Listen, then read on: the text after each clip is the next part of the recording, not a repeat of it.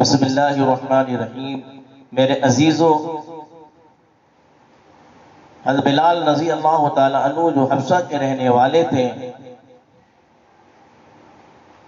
ایمان کی خاطر انہوں نے کیسی تکلیفیں اٹھائی، کیسی قربانیاں دی، میرے عزیزو کتابوں کے اندر لکھا ہے۔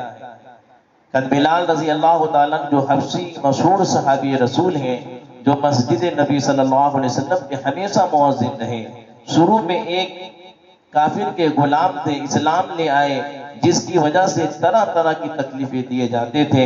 امیہ بن خلف جو مسلمانوں کا سخت دشمن تھا، ان کو سخت گرمی میں دوپہر کے وقت تپتی ہوئی ریت پر سیدھا لٹا کر ان کے سینے پر پتھر کی بڑی بڑی چٹانیں رکھ دیتا تھا تاکہ وہ حرکت نہ کر سکے، اور کہتا تھا یا اس حال میں مر جائے، اگر زندگی چاہے تو اسلام سے ہٹ جائے، مگر وہ اس حالت میں بھی عہد کہتے، یعنی معبود ایک ہی ہے۔ رات کو زنجیروں میں باندھ کر کوڑے لگائے جاتے تھے، اگلے دن ان زخموں کو گرم زمین پر ڈال کر اور زیادہ زخمی کیا جاتا تاکہ بے قرار ہو کر اسلام سے پھر جائے یا تڑپ تڑپ کر مر جائے۔ عذاب دینے والے اکتا جاتے، کبھی ابو جہل کا نمبر آتا، کبھی امیہ بن خلف کا، کبھی اوروں کا، ہر شخص اس کی کوشش کرتا کہ تکلیف دینے میں زور ختم کر دے۔ ابو بکر صدیق رضی اللہ تعالی عنہ نے اس حالت میں دیکھا تو ان کو خرید کر آزاد فرمایا۔ میرے عزیزوں، چونکہ عرب کے بت پرست اپنے بتوں کو بھی معبود کہتے تھے، اس لیے ان کے مقابلے میں اسلام کی تعلیم توحید کی تھی، جس کی وجہ سے حضرت بلال رضی اللہ تعالی عنہ کی زبان پر ایک ہی ورد تھا، یہ تعلق اور محبت کی بات ہے۔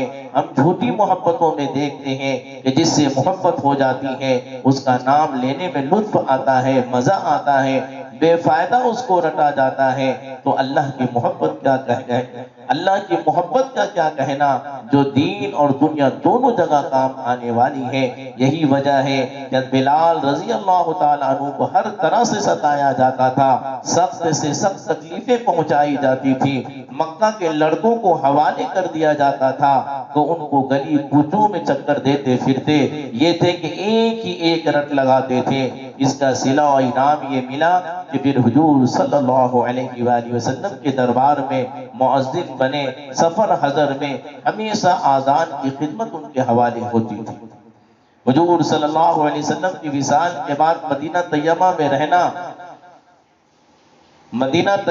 رہنا حضور صلی اللہ علیہ وسلم کی جگہ کو خالی دیکھنا مشکل ہو گیا، اس لیے ارادہ کیا کہ اپنی زندگی کی جتنے دن بھی جہاد میں گزار دوں، اس لیے جہاد میں شرکت کی نیت سے چل دیتے ہیں۔ ایک عرصہ تک مدینہ منورہ لوٹ کر نہیں آئے۔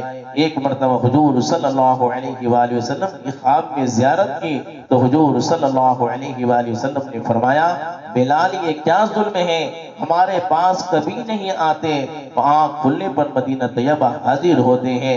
حضرت حسن حسین نے اذان کی فرمائش کی، لاڈلوں کی درخواست ایسی نہیں تھی کہ انکار کی گنجائش ہوتی، اذان کہنا شروع کی۔ مدینے میں حضور صلی اللہ علیہ وسلم کے زمانے کی اذان جب کانوں میں پڑا تو کوہرام مچ گیا، عورتیں تک روتی ہوئی گھر سے نکل پڑی۔ چند روز قیام کے بعد واپس ہوئے اور میرے عزیزوں آپ کا دمشق میں وصال ہو جاتا ہے۔ سوچو میرے عزیزوں کہ اسلام کی خاطر، دین کی خاطر انہیں کیسی قربانیاں دی کہ آپ کو مارا جا رہا ہے، آپ کو گلیوں کے اندر گھسیٹا جا رہا ہے، آپ کو تکلیفیں دی جا رہی ہیں، آپ کو پریشان کیا جا رہا ہے۔ اس حال میں بھی میرے عزیزوں ایمان کو نہیں چھوڑا اور ایک ہی رٹ تھا، ایسی محبت اور عشق تھی اللہ سے کہ ایک ہی رٹ تھا، اللہ اللہ۔ میرے عزیزوں ہمیں بھی چاہیے کہ اس حال میں میرے عزیزوں ہم جو ہے کسی حال میں بھی ہمیں اللہ رکھے، ہم اللہ کا شکر ادا کریں، اللہ کے سامنے جھکیں، کیونکہ میرے عزیزوں یہ دنیا مختصر سی زندگی ہے، ختم ہونے والی ہے، یہاں کا رہنا بہت تھوڑا ہے، یہاں کی زندگی بہت تھوڑی ہے، یہاں کی نعمتیں بہت تھوڑی ہیں۔ میرے عزیزوں سب کچھ چھوڑ کر جانا ہے، یہاں کا دکان، یہاں کا مکان، یہاں کے دوست، یہاں کی نعمتیں میرے عزیزوں کچھ کام نہیں آنے والا۔ جس طرح ہم اور آپ ماں کے پیٹ سے خالی ہاتھ آئے تھے، اسی طرح میرے عزیزوں ہمیں اور آپ کو خالی ہاتھ جانا ہے۔ تو ہمیں یہ چاہیے کہ صحابہ نے جس طرح جو ہے دین سے محبت کی تھی، اور ان کو پتا تھا ایک دن ہم جب جائیں گے یہ دنیا کی ساری نعمتیں یہی رہ جانے والی ہے، اصل ہمیں آخرت کام آنے والا ہے۔ تو ہمیں بھی چاہیے کہ ہم اللہ کے رسول سے محبت کریں، دین پہ چلیں۔ اللہ تبارک و تعالی ہم سب کو عمل کرنے کی توفیق عطا فرمائے۔